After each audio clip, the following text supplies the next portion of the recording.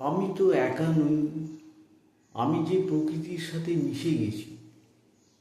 আকাশে ভাসমান ওই ছোট্ট মেঘের ভেলা আমার বন্ধু। টবের ফুল গাছটিতে ফোটা ফুলটি আমায় মুগ্ধ করে। সময় বেশ কেটে যায়। সবজিওলা সুর করে যখন ডাকে, মনটা ভেসে যায়। ছোট ছোট নানা ঘটনা মনে দাগ কেটে যায়। পুজো করতে বসলে দেখি জনস্রোত। ভালোবাসলে সমগ্র জগৎ আপন হয়ে যায়। নিজেকে খুঁজে পাই সবার মধ্যে। তাহলে আমি আর একা কেন?